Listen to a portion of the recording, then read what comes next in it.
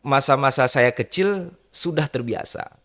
Bahkan kami itu ketika bulan suci Ramadan, maksudnya pada momen-momen Idul Fitri, kami terbiasa berbagi kue dengan saudara-saudara kami yang non-Muslim. Itu ketika saya masih kecil.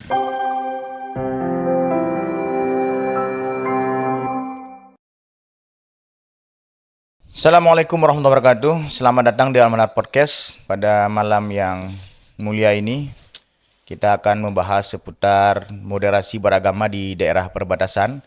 Telah hadir bersama kami di studio seorang akademisi di kampus TAI, Syekh Abdul Rauf Singkil. Beliau juga seorang direktur pesantren Darul Rashid Silatong, Aceh Singkil juga. Assalamualaikum, Dr. Andika Nopriadi. Waalaikumsalam warahmatullahi wabarakatuh. Nah, ini Dr. Andika ya. Beliau datang jauh-jauh dari Singkil ya. Jadi tema kita malam ini Ustadz Andika ya. Kalau sebelumnya saya panggil Ustadz, tapi karena beliau sudah doktor, kita panggil doktor ya. Masya Allah.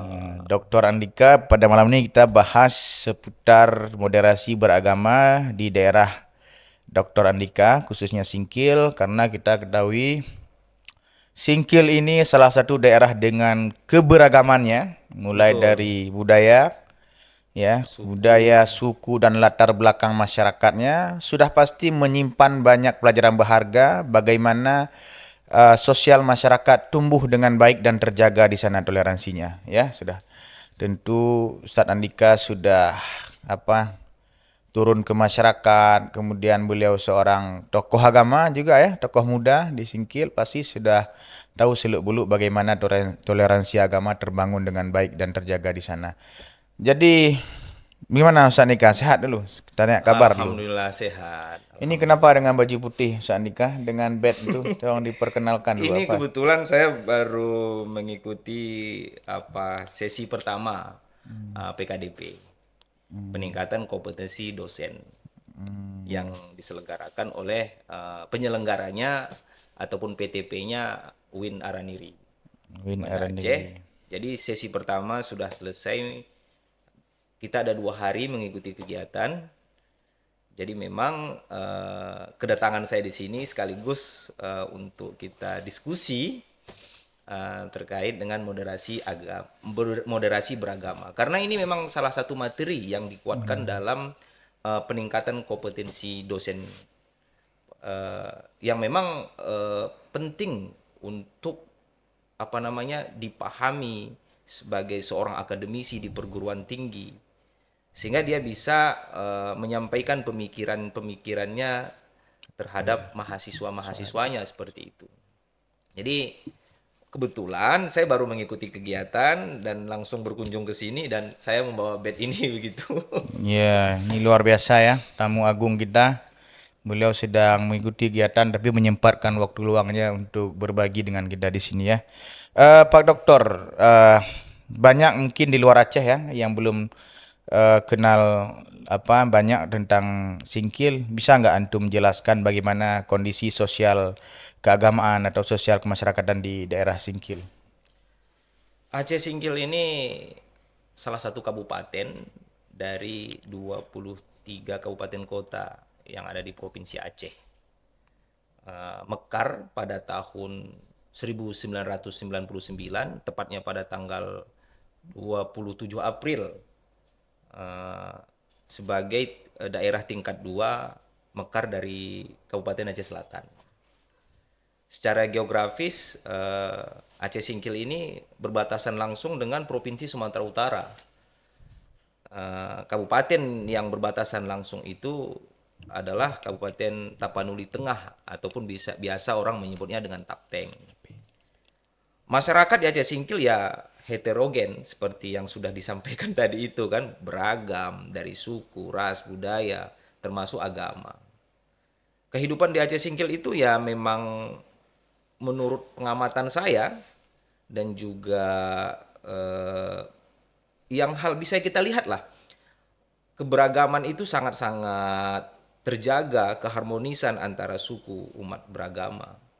Meskipun ada yang namanya kalau kita searching ataupun berita yang tersebar tahun-tahun yang sudah berlalu ada konflik beragama, ya menurut saya inilah yang harus kita lakukan kami sebagai akademisi untuk bagaimana mengedukasi masyarakat agar tidak terjadi perseteruan antar umat beragama. Makanya sangat senang sekali dan saya mendukung sekali dalam program PKDP, peningkatan kompetisi dosen ini, dikuatkan materi moderasi beragama.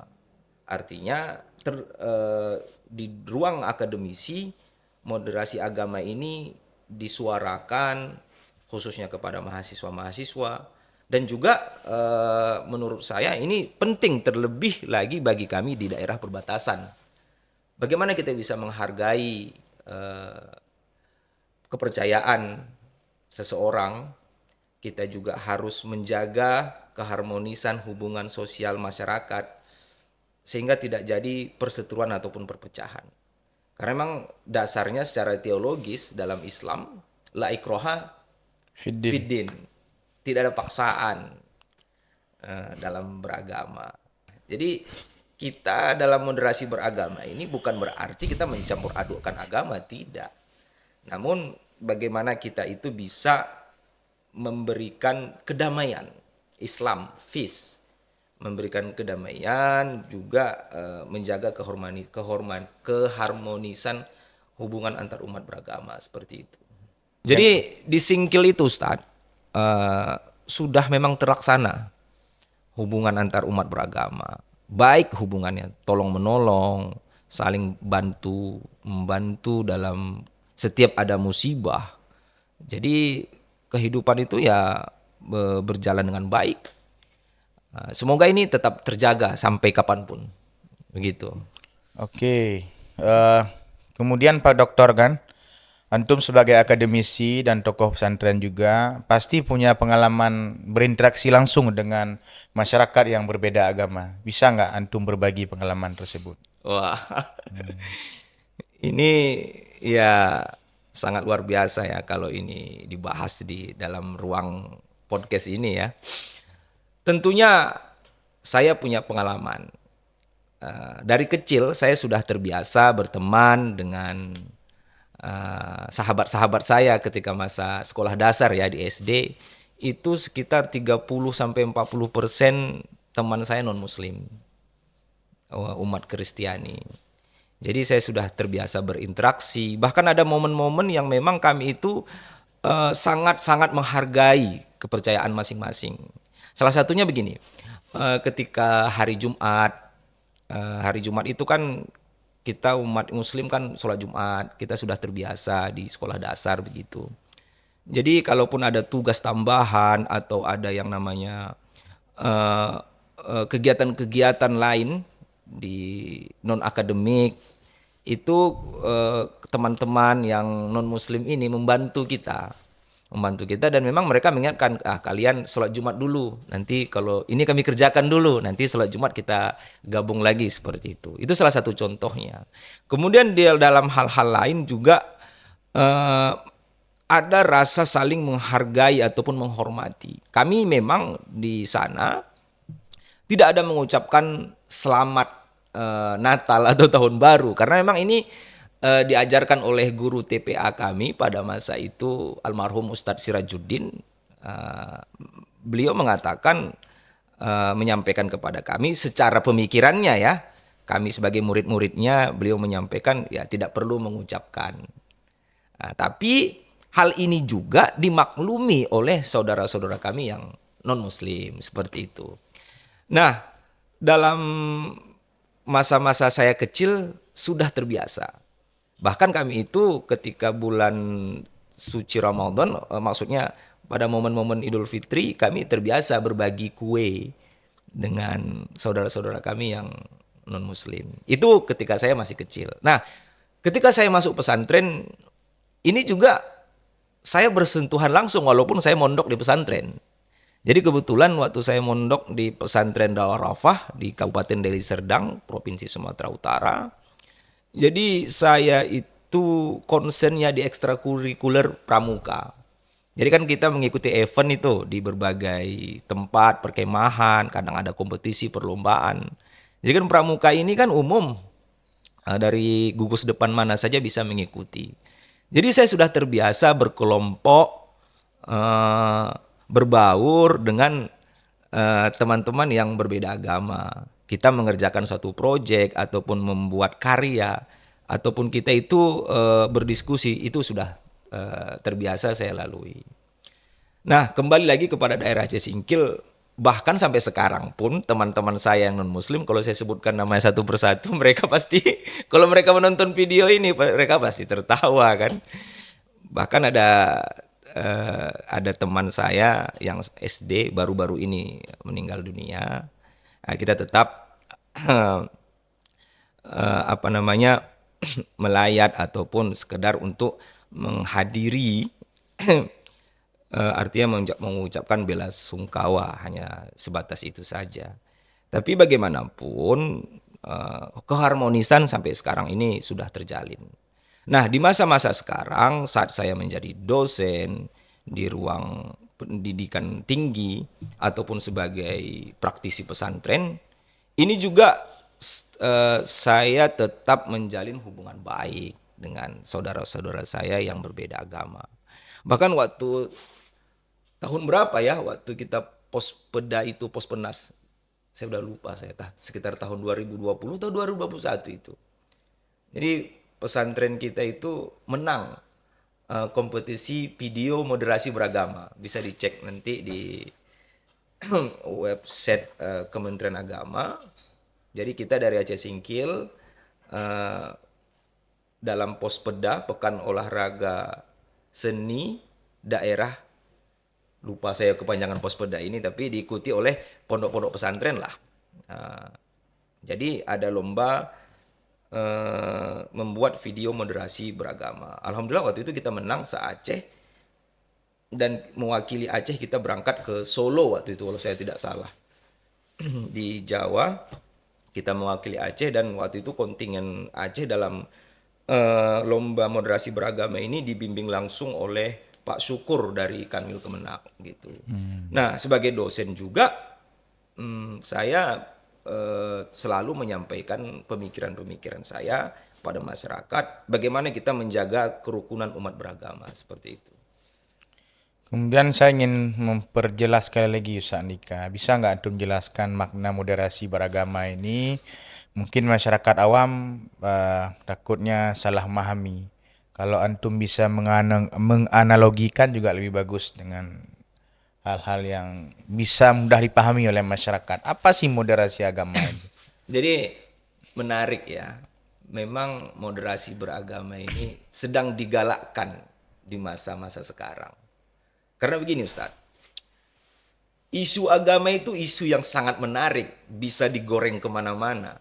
Bahkan itu ya, kalau dari kacamata akademisi, kami bisa saja mengatakan dalam kontestasi politik itu juga kadang-kadang dibawa, sehingga muncullah yang namanya politik identitas yang mengait-ngaitkan agama untuk kepentingan pribadi ataupun individual. Nah, begitu juga ketika percikan ataupun apa itu namanya, sebuah pemikiran yang dibawakan melalui dalam isu-isu agama ini, ya kita sudah tahu ini sangat sensitif. Jadi percikan itu bisa menjadi sebuah kondisi yang kita tidak bisa bendung lagi. Nah, inilah di masa sekarang bagaimana kita bisa menjaga kerukunan umat beragama melalui yang namanya dalam lingkaran moderasi beragama. Di mana saja kita harus memang menguatkan moderasi beragama. Nah, secara makna bisa kita lihatlah di banyak literatur ataupun buku-buku ataupun pendapat-pendapat para tokoh terkait dengan moderasi beragama ini. Kalau saya simpulkan adalah sebuah pemikiran ataupun sikap yang memang itu saling menghormati, menghargai, menjaga keharmonisan dalam kerukunan, dan ada yang namanya kita ini hidup berbangsa. Nah, Dan bisa juga saya katakan moderasi beragama ini bukan berarti kita itu mencampur adukan agama, tidak. Atau kita itu membanding-bandingkan agama kita dengan orang lain, tidak demikian. Jadi moderasi beragama lebih kepada bagaimana kita bisa hidup berdampingan, saling menghormati, saling menghargai. Dan juga dalam Islam ini diajarkan, di mana kita itu memang harus menunjukkan diri kita itu sebagai bagaimana sih seharusnya seorang muslim itu. Ketika kita yakin dengan agama kita, mentaati ajaran-ajaran agama kita, tentunya kita pasti akan menghormati yang namanya kepercayaan orang lain. Kalau dakwah tetap. Dakwah ini kan kita menyampaikan kebaikan, bisa dengan ceramah, mau'idhah hasanah, tapi kita harus paham dulu. Sebagai penceramah, sebagai akademisi, kita harus tahu kata apa yang cocok, kata apa yang tepat untuk kita ucapkan. Kadang kan kita lost control itu. Kita tidak memikirkan bahwasanya kata-kata kita itu menjadi konsumsi publik. Seharusnya memang itu disajikan kepada sesama kita muslim, ternyata mencuat kemana-mana. Nah, kita kadang-kadang lupa. Makanya ada sebuah kaidah, mungkin Ustaz juga tahu. Likulli maqamin maqalun, walikulli maqalin maqamun. Di setiap tempat ada kata yang tepat. Di setiap kata yang tepat ada tempat yang tepat, seperti itu. Jadi kita harus menempatkan kata-kata kita itu ataupun statement-statement kita itu di tempat yang seharusnya. Kemudian ada juga dari hadis Nabi Muhammad SAW, Rasulullah bersabda, kalimul ahad ala kudrati uqulihim. Berbicaralah kepada manusia sesuai dengan standar intelektualnya. Ataupun khotibun nas, dalam riwayat lain disebutkan khotibun nas ala kudrati uqulihim. Berbicaralah kamu kepada seseorang sesuai dengan standar pemikirannya ataupun kadar intelektualnya. Jadi dalam ruang akademisi, inilah bagian daripada moderasi beragama. Kita memang ingin menyampaikan kebaikan, tapi bagaimana cara menyampaikan dan kepada siapa kita sampaikan. Kita ingin berdakwah. Berdakwah menyampaikan ajaran-ajaran Islam tentunya. Terus bagaimana kita bisa memoles itu? Bagaimana kita memoles itu yang memang tujuan untuk berdakwah, tapi tidak terkesan untuk memaksa. Kalau dalam bahasa ekonominya, kalau saya tidak salah disebut dengan soft selling, menjual tapi nggak nampak menjual begitu. Jadi kita juga sebagai umat beragama, khususnya Islam ini, kita harus percaya, yakin dengan agama kita, bahwasanya innad dina indallahi Islam. Itu untuk diri kita dan keluarga kita. Dan juga kita menjaga sesama umat muslim untuk yakin kepada agama ini. Nah, kepada orang yang di luar agama kita, kita menghargai keyakinan mereka dan juga kita menghormati kepercayaan mereka, namun juga di sisi lain kita menunjukkan yang namanya bil hikmah wa mau'idhah hasanah. Menurut saya, moderasi beragama dalam perspektif Islam, khususnya di perguruan tinggi Islam, seperti itu. Nah, Dr. Andika sebagai dosen di STAI Syekh Abdul Rauf Singkil. Betul. Bagaimana peran perguruan tinggi dalam memperkuat moderasi agama ini? Ya, perguruan tinggi sebenarnya tidak hanya meluluskan mahasiswa, setelah mahasiswa itu mencukupi program akademik.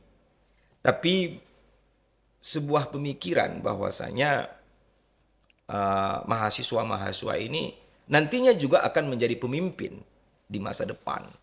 Jadi kami di Sekolah Tinggi Agama Islam Syekh Abdul Rauf Singkil, dengan kondisi masyarakat yang memang beragam dari suku, budaya, termasuk agama tadi, kami berupaya, khususnya saya pribadi, memberikan edukasi kepada mahasiswa-mahasiswa untuk menghargai pendapat, pemikiran, dan juga menjaga keharmonisan dalam kehidupan masyarakat seperti itu. Sering saya sampaikan bahwasanya terkadang kita lupa kepada tujuan, salah dalam cara seperti itu. Artinya salah seperti yang saya sampaikan tadi, nggak tepat penyampaiannya. Dan ini harus dijaga. Kemudian saya juga menyampaikan kepada mahasiswa-mahasiswa untuk tidak mudah tergiring oleh opini publik, terkhusus di media sosial. Bagaimana mahasiswa itu harus cerdas menganalisa informasi yang beredar.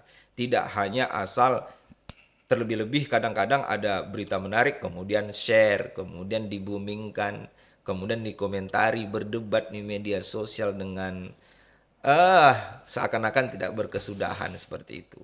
Selanjutnya saya memberikan pemahaman kepada mahasiswa. Bagaimana kita itu seorang muslim, ya kita tetap berdakwah seperti itu. Namun tidak boleh ada paksaan dalam dakwah. Kita tetap menyampaikan kebaikan-kebaikan. Alhamdulillah baru-baru ini kami dari stay Syekh Abdul Rauf menyelenggarakan kegiatan pengabdian masyarakat. Itu tepat di Kabupaten Tapanuli Tengah, udah di luar Aceh ini. Dan tentunya masyarakatnya di sana ya berbaur ya, berbaur. Dan alhamdulillah mahasiswa-mahasiswa kita bisa melaksanakan program dengan baik di sana, kemudian bisa berinteraksi dengan masyarakat di sana yang nuansanya heterogen, dan juga mereka bisa membantu sesama kehidupan bermasyarakat di sana, apa yang dibutuhkan masyarakat mereka terlibat di sana. Alhamdulillah baru selesai program KKN ini dan mendapatkan apresiasi dari pimpinan kecamatan di daerah tersebut begitu. Jadi ini dari ruang akademisi. Kemudian sebagai dosen kami, khususnya saya pribadi, menyuarakan terkait dengan moderasi beragama ataupun toleransi dalam beragama. Sebenarnya Ustadz, toleransi lah bisa kita katakan. Menurut saya ini sudah lama terlaksana di Kabupaten Aceh Singkil, di daerah kelahiran saya.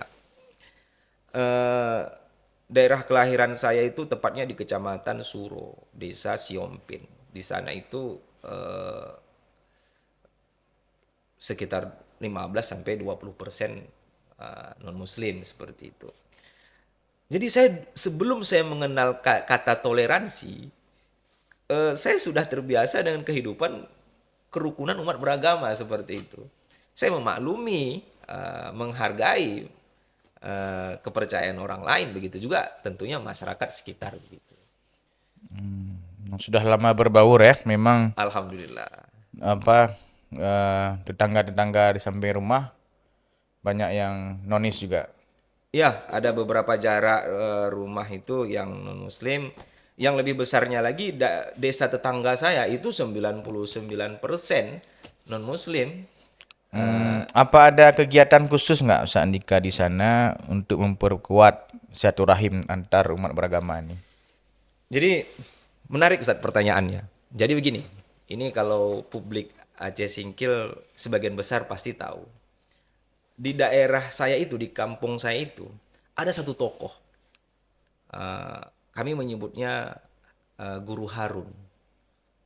Beliau sudah almarhum. Semoga Allah menempatkan beliau di tempat yang mulia. Amin ya rabbal alamin. Jadi sosok Guru Harun ini kalau saya tidak salah asal beliau dari Aceh Barat Daya.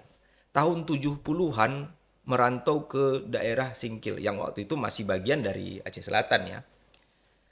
Jadi saya melihat beliau itu sosok yang sangat disegani.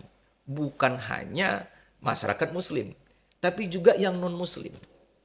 Nah, beliau juga sering menyampaikan kepada masyarakat untuk kita itu, kami khususnya yang beragama Islam, untuk berbagi. Apa yang kita punya, kita bagikan, entah ada kue-kue lebaran seperti yang saya sebutkan tadi itu ya. Kemudian, menurut informasi yang saya dapat dari orang-orang tua, tetua-tua di kampung saya, dulu itu beliau selalu mengajak masyarakat untuk berkumpul dalam suatu momen acara seperti itu. Artinya untuk menguatkan silaturahim. Biasanya itu diselenggarakan setelah momentum Idul Fitri begitu. Nah, saya juga ada pengalaman dengan beliau ini. Sebelum beliau almarhum, waktu itu di kampung saya ada yang namanya semacam perkumpulan lah, perkumpulan marga. Di sana kan banyak mayoritas orang bermarga, Ustaz ya. Marga Berutu datang dari Pak Barat, dari Kabupaten Dairi, dari belahan kabupaten kota yang ada di Sumatera Utara. Jadi datang ke Aceh Singkil, tepatnya di kampung saya tadi itu. Nah, saya ditunjuk jadi penceramah di situ, Ustaz. Saya pun bingung waktu itu karena masih kuliah ya, masih masa-masa kuliah di semester 2 atau semester 3 waktu itu. Karena ini momentumnya Idul Fitri, saya kebetulan masih berada di kampung, belum balik kuliah ke Banda Aceh. Jadi saya lihat sosok beliau ini yang memang memberikan pemikiran-pemikiran yang luar biasa. Saya masih ingat salah satu pernyataan beliau itu, kita bisa membangun daerah ini kalau kita bersatu, kalau kita bersama. Tapi kita tidak bisa membangun apa-apa kalau kita terus berseteru. Karena hakikatnya juga di kampung itu ada yang mu'alaf. Dia misalkan ada seseorang mu'alaf. Orang tuanya masih di agama sebelumnya. Nah, beliau selalu mengingatkan bahwasanya walaupun sudah masuk Islam, tapi seorang anak tetap harus berbakti kepada orang tuanya. Jadi begitu, Ustaz. Jadi ada perkumpulan-perkumpulan yang memang dilakukan. Ini saya yakin juga di daerah, maksudnya di desa-desa lain di Kabupaten Aceh Singkil ini juga tentu ada. Aceh Singkil itu, Ustaz, terdiri dari 11 kecamatan. Di kepulauan ada 2 kecamatan. Maksudnya beda pulau seperti itu. Jadi heterogen umat beragama yang ada di sana. Begitu, Ustaz. Menarik ya. Iya. Kira-kira apa tantangan dalam moderasi agama ini, Ustaz? Wah, menurut saya, Ustaz, tantangan kenapa ya? Maksudnya tantangan dalam kita menguatkan moderasi beragama ini karena memang fenomena yang sudah terjadi, Ustaz. Kita bisa tahu informasi-informasi yang beredar dari peristiwa-peristiwa yang ada di berbagai wilayah di Indonesia ini. Isu-isu agama dimainkan sehingga terjadi pertikaian antara umat beragama. Karena ini sensitif, Ustaz. Nah, di dunia maya juga demikian. Jadi menurut saya, tantangan yang berat itu di masa sekarang adalah pengaruh digital, Ustaz, di media sosial. Kita kadang lagi duduk ngopi, buka Facebook, buka Instagram atau TikTok, tiba-tiba ada orang yang memang tujuannya untuk menciptakan konflik, menyinggung ajaran agama kita, pastinya kita ada rasa, wah ini apa nih? Nah, kita terpengaruh. Nah, kita saja sebagai pendidik ya, merasakan itu, terlebih lagi kepada peserta didik, siswa-siswa ataupun mahasiswa yang memang belum bisa mengontrol diri. Sehingga terjadilah perdebatan, saling menghujat antar agama, bahkan menghujat kepercayaan. Jadi kan kalau kita lihat, Ustadz, di media sosial itu perdebatan yang begituan nggak akan ada berkesudahan. Emosi kita di situ mengeluarkan kata-kata yang tidak sepatutnya. Sehingga bahkan banyak praktisi-praktisi pendidikan Islam, dalam tanda kutip ya, kita tidak mengatai siapapun, namun sayang sekali kalau ada seorang pendidik Islam ataupun guru pesantren atau bahkan dosen di perguruan tinggi Islam yang dia itu terpancing dengan isu media sosial sehingga dia berdebat dengan banyak orang yang ada di situ. Habis waktu energinya sia-sia. Nah, sehingga kewajiban-kewajiban ataupun kegiatan yang seharusnya yang dia lakukan terabaikan begitu saja. Jadi tantangannya Ustadz menurut saya adalah eh, pengaruh media sosial. Nah, di sini juga kita menyadarkan, mengedukasi publik khususnya di ruang lingkup perguruan tinggi bagaimana kita itu bisa memfilter berita-berita yang berkembang sehingga kita tidak terjebak dengan opini-opini miring yang memang arahnya untuk mengadu domba seperti itu. Jadi menurut saya tantangannya di situ, Ustaz. Hmm. Kemudian antum kan sebagai pimpinan pesantren. Bagaimana antum mendidik santri itu untuk siap hidup di tengah masyarakat majemuk? Karena saya dengar juga antum kan ada kegiatan apa pensi, Pentas seni ada ya, pentas seni kan, panggung gembira. ada tarian khusus untuk apa misalnya sebagai toleransi ada. Ya, Nah, bagaimana antum mendidik santri itu biar siap hidup di tengah majemuk? Kemudian apa ada kegiatan tertentu di pesantren gitu? ya, Ustaz. Baik, ini luar biasa pertanyaannya. Jadi saya jawab, Ustaz. Saya tertarik dengan satu slogan, Ustaz. Bersatu dalam karya, bersinergi Nah, budaya. dengan budaya seperti itu. Eh, saya punya sebuah pemikiran sebagai pimpinan pesantren. Alhamdulillah santri kita sekarang ini sekitar 470, hampir mencapai 500 dengan usianya yang menjajaki tahun ke-7 nih Ustaz, tahun 2026. Ini adalah usia pesantren kita berdiri tahun 2020, sekarang 2026, 6 tahun lah menuju tahun ke-7 ini. Baru menelurkan satu alumni sekitar bulan Mei lalu. Yang saya lakukan Ustadz dari awal memimpin pesantren ini seperti slogan yang saya sebutkan tadi itu. Bersatu dalam karya, bersinergi dengan budaya. Saya punya sebuah pemikiran bahwasanya agama Islam ini tidak hanya dinul akidah, bukan hanya sekedar agama akidah saja, tidak. Tapi Islam ini juga dinus saqafah, dinul hadharah. Agama peradaban, agama budaya. Jadi berdasarkan perkuliahan yang saya lalui sampai ke tingkat doktoral, saya bertemu dengan profesor-profesor di universitas-universitas Islam. Pemikirannya sama, yang menyebutkan bahwasanya andai saja Islam ini hanya agama akidah saja, kemungkinan pemeluknya sedikit. Tapi karena dipoles dengan pendekatan seni, pendekatan budaya, makanya umat Islam ini besar, khususnya di Nusantara. Hal ini terkonfirmasi dengan strategi yang dilakukan oleh Wali Songo. Bagaimana menyentuh agama ataupun nilai-nilai keislaman itu dengan sentuhan budaya atau sebaliknya. Sehingga ada ketertarikan masyarakat untuk menganut agama ini.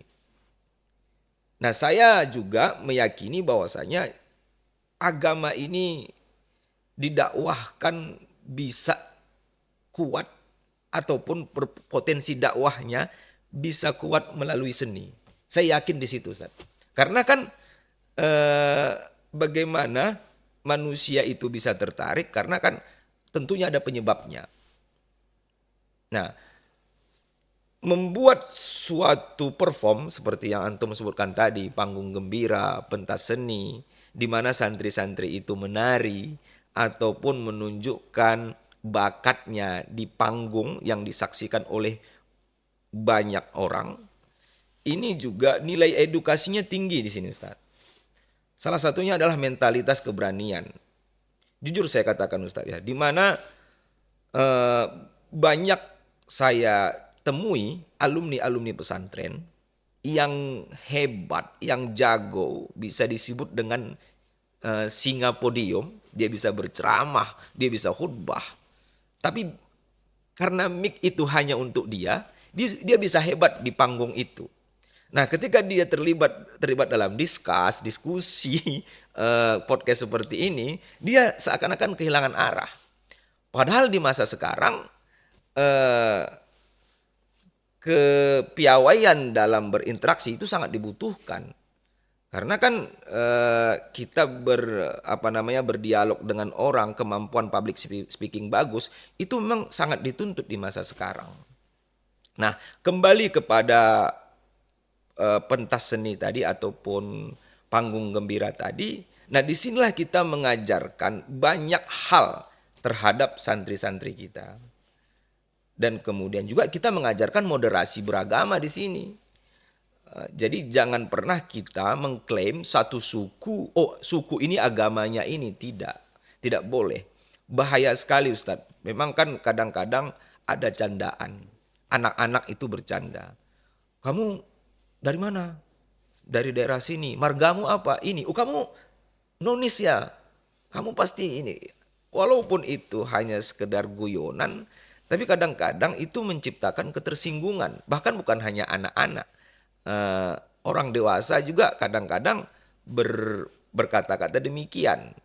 Nah, kemudian dengan adanya pentas seni ini juga menyadarkan kita bahwasanya kita harus menghargai adat seni budaya yang lahir, tumbuh, berkembang di tengah-tengah masyarakat.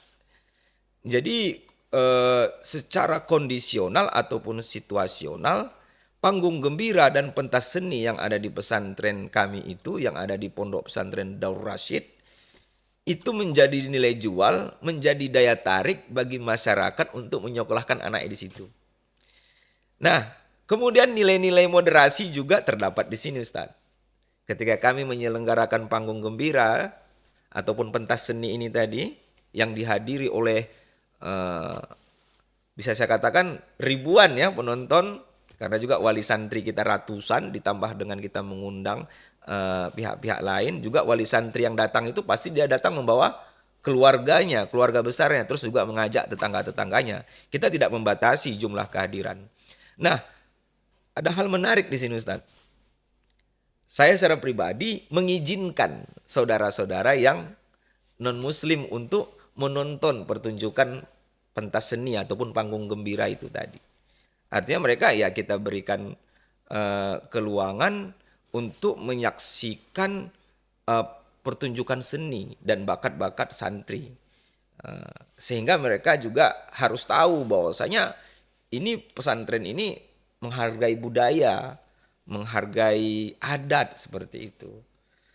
Nah, inilah yang saya sebutkan dengan tadi bil hikmah. Bil hikmah seperti itu Ustaz. Itu biasanya tarian apa namanya, Ustaz? Nah, kalau tarian, kita kan menyesuaikan dengan daerah kita, Ustaz. Kita kan bersentuhan langsung itu dengan Aceh Tenggara, Alas, kemudian juga ada suku Karo, kemudian ada bersentuhan dengan Mandailing, juga ada tarian Jawa, juga ada tarian Nias, dan seterusnya. Maksudnya, pernah waktu itu begini, Ustaz, sekitar 3 atau 4 tahun yang lalu itu kami buat tarian 12 suku. Itu menandakan bahwasanya 12 suku itulah yang ada, maksudnya di santri yang ada di situ terdiri dari 12 suku seperti itu.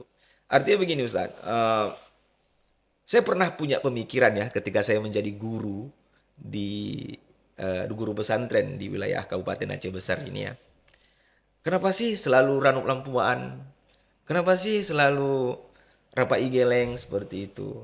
Saya datang dari Singkil ke sini, kenapa adat budaya saya tidak dinaikkan di sini seperti itu kan?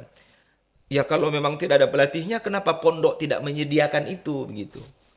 Padahal kalau pondok menyediakan itu, ini akan menjadi fenomenal Ustaz. Hanya saja kadang-kadang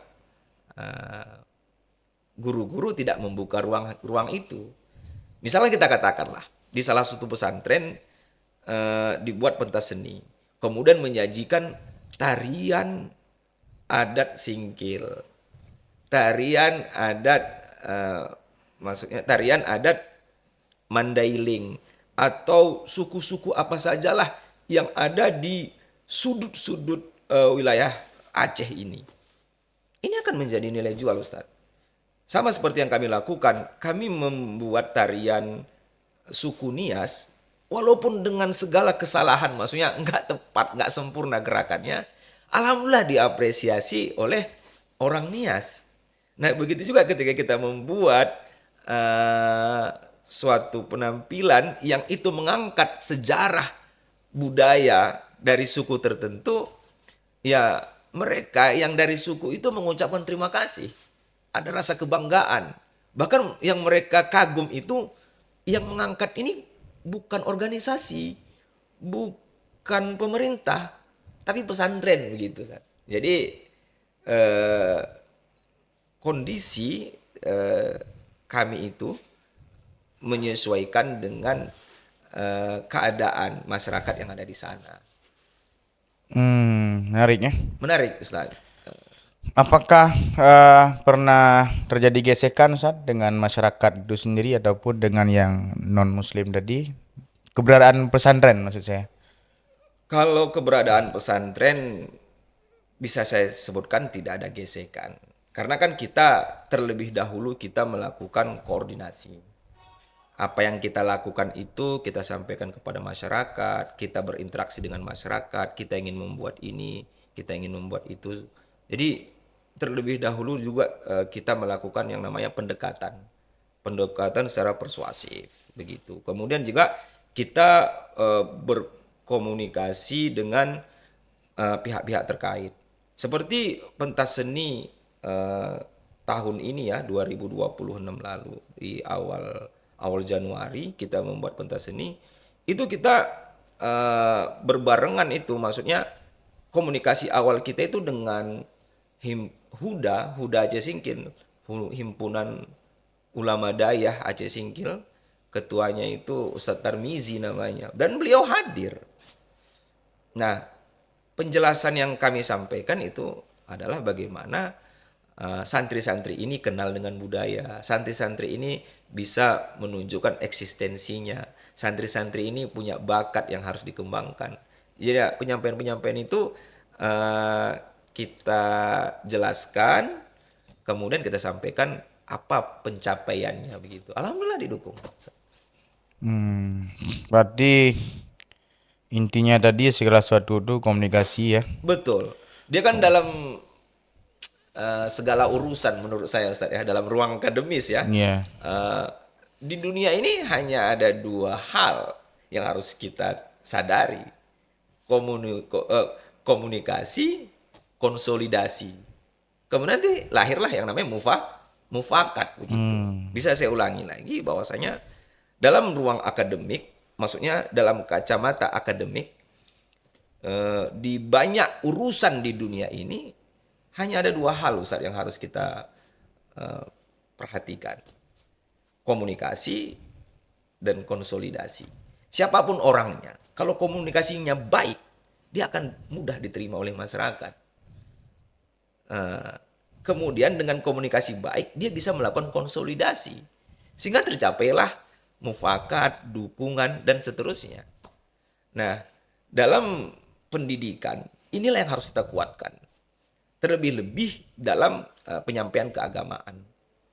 Kita banyak menemukanlah fenomena-fenomena yang disampaikan oleh pemuka agama atau penceramah. Kalau kita cermati, padahal penyampaian itu sangat sederhana. Dia bahas taharah, bersuci. Sangat-sangat dasar sekali penyampaian. Tapi karena retorika ya, cara menyampaikannya itu bagus, menarik, sehingga itu menjadi sesuatu hal yang fenomenal disenangi. Nah, ketika kita melihat di sisi lain, ada kajian yang tinggi, membahas ketuhanan, membahas apalah itu kan, yang memang membutuhkan konsentrasi, namun karena penyajiannya terasa berat bagi pendengar ataupun audiens, ya sangat sulit diterima begitu, terkesan monoton lah.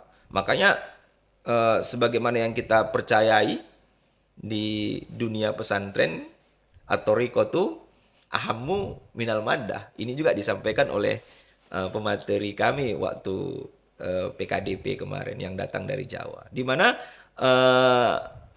metode itu lebih penting daripada materi.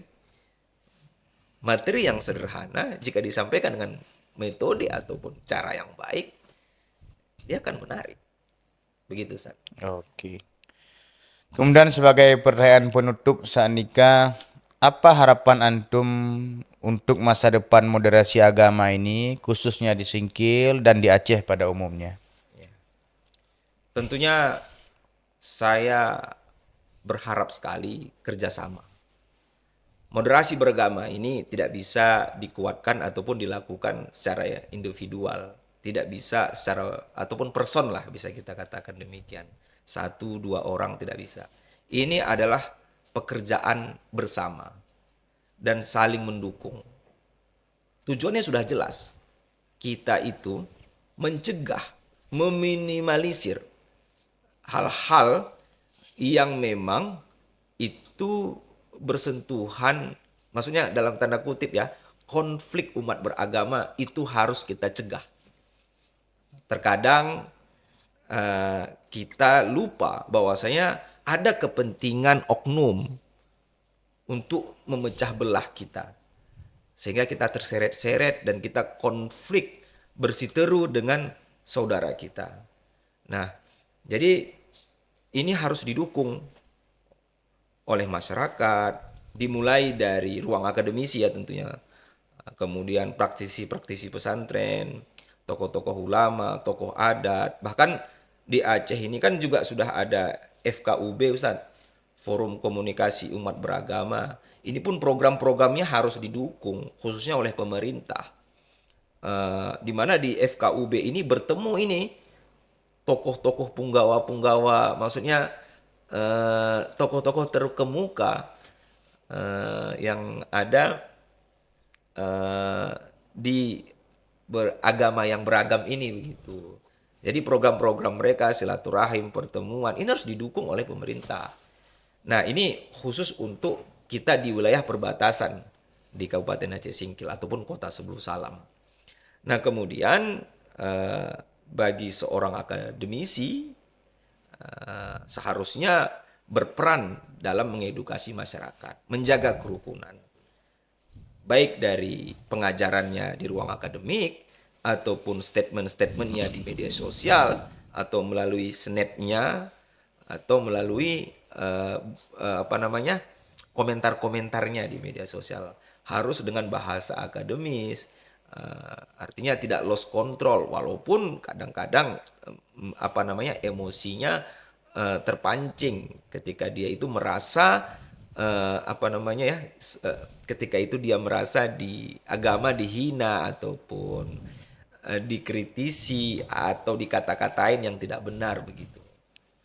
Begitu Ustaz. Yeah. Harapannya begitu. Khusus untuk Aceh ini ya tentunya kita juga harus menyadari ya bahwasanya di pusat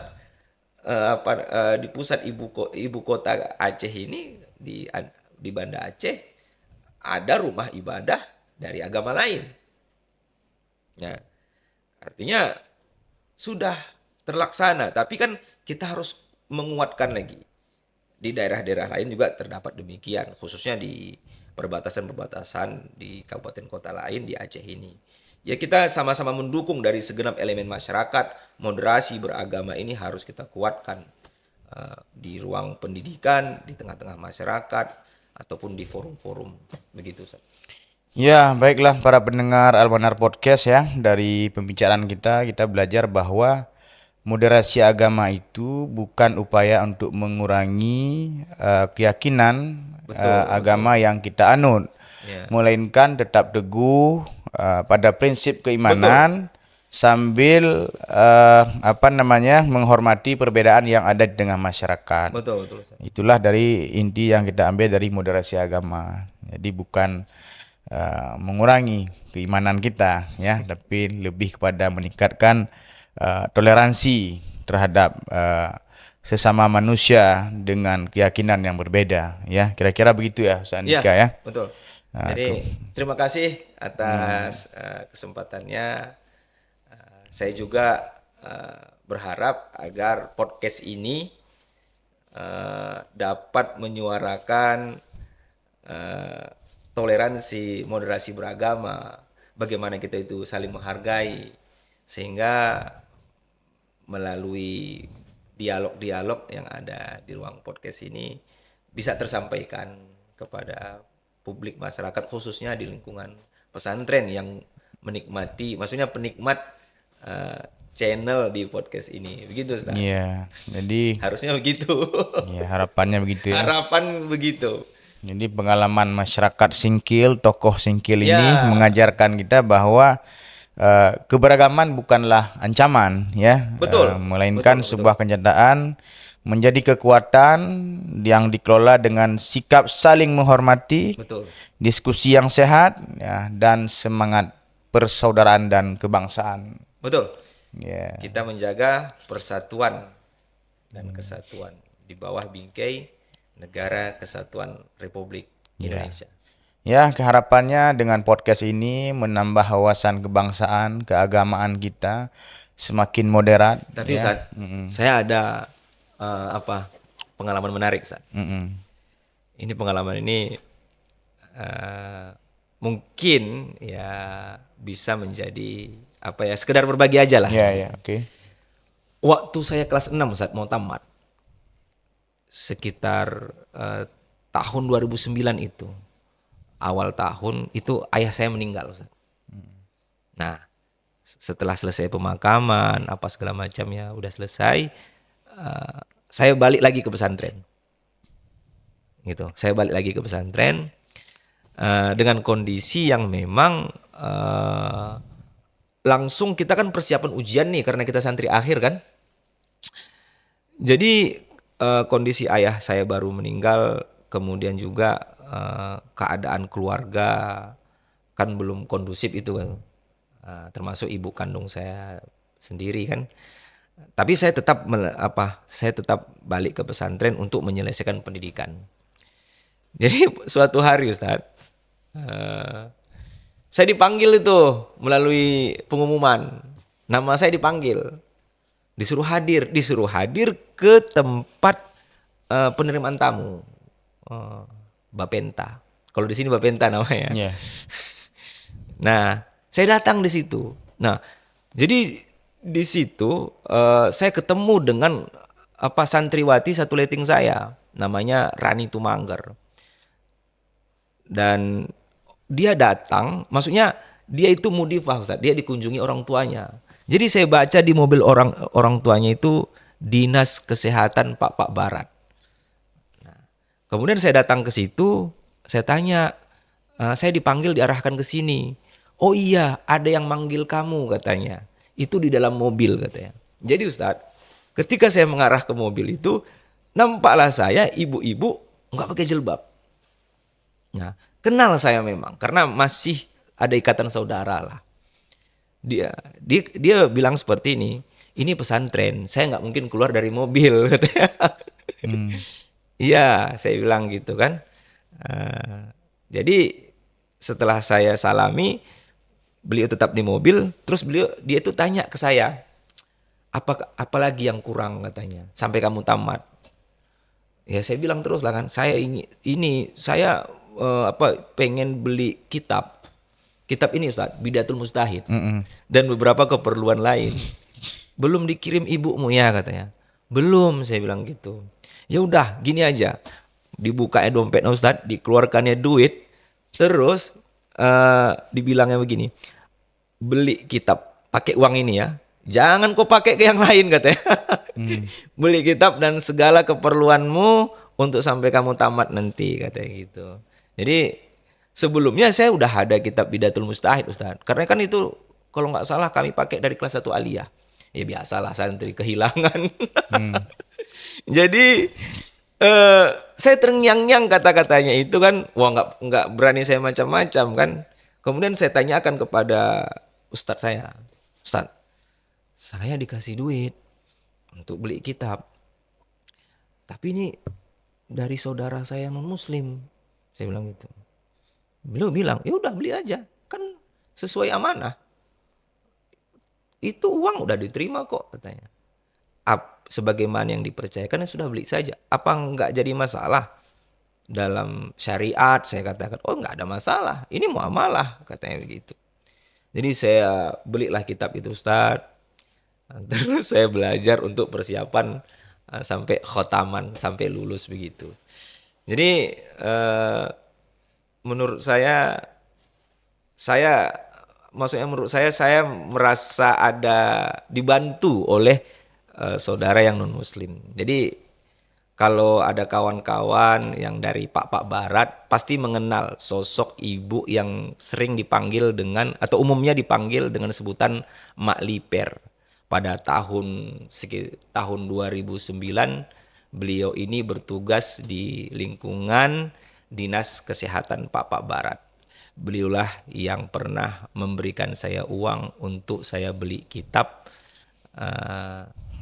ketika saya di masa-masa akhir saya menyelesaikan pendidikan di pondok pesantren. Seperti itu. Bahkan saya mendoakan beliau, Ustaz. Semoga Allah memberikan hidayah. Tapi belum makbul doa sampai sekarang. Iya.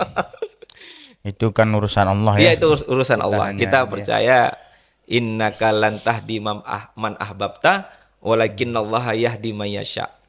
Itu di asbabun nuzul ayat ini kan ketika Rasulullah bersedih menangis pada saat pamannya Abu Thalib wafat. Iya. Yang tidak sempat bersyahadat. Padahal Rasulullah sudah sangat berusaha. Rasulullah sangat cinta kepada pamannya ini. Dan pamannya pun sangat cinta kepada Nabi. Tapi qadarullah tidak mengucapkan syahadat. Sehingga turunlah ayat, sesungguhnya engkau tidak bisa memberikan hidayah kepada orang yang engkau cintai.